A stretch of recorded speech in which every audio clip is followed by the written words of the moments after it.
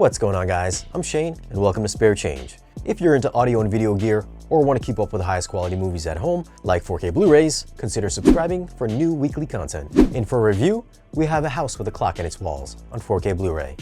This won't be a movie review, I'm just going to share with you my thoughts on the video and audio quality. Now for a few tech specs. The movie was shot in 2.8K and it's got a 2K DI. It's rated PG. Runtime is 105 minutes. Aspect ratio is 239:1, so you can expect some black bars in this movie. Image quality I thought was excellent. The HDR usage is what stood out to me the most. Colors have a nice deep saturation, offset by some contrasty black levels. The interior elements of the house, such as paintings and glass, just seem bolder and more intense. Spectral highlights from light bulbs, streetlights, the moonlight cascading through windows was even more heightened coming from the standard Blu-ray. The pumpkins in Chapter 17 popped with some eye-catching oranges with radiant glowing eyes. Emboldened black levels enhanced depth and dimension, providing a seemingly three-dimensional image while still maintaining an ample amount of low-level shadow detail. And speaking of detail, I thought there was a copious amount from finely rendered woodwork throughout the house to the wool and cotton costumes worn by the actors. Exterior locations such as the playground in Chapter 10 was also rendered with some fine blades of grass,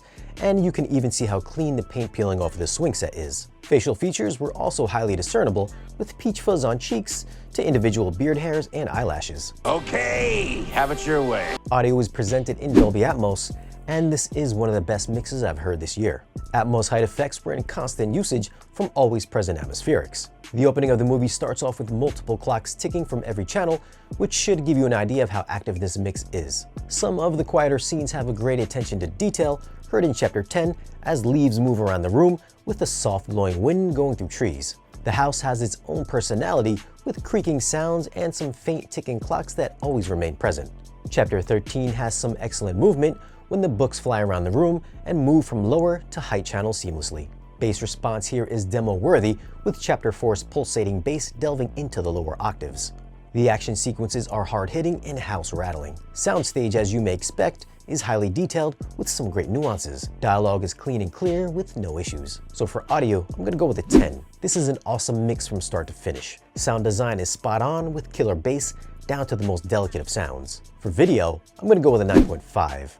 This is a clean transfer with a fantastic use of HDR. Detail is abundant and the color palette shines. There's a little softening here and there, but nothing detrimental. So I feel like this may slip by people looking for some great 4K demo material. Audio's reference quality and the video isn't too far behind.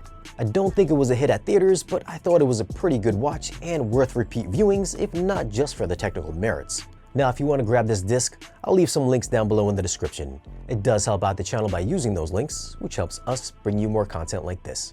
Leave us a comment and let us know what you thought about this movie on 4K Blu-ray. Follow us on social media, and if you want to support the channel and get exclusive content and giveaways, then stop by our Patreon page. Don't forget to like and subscribe, and we'll see you guys again in the next video.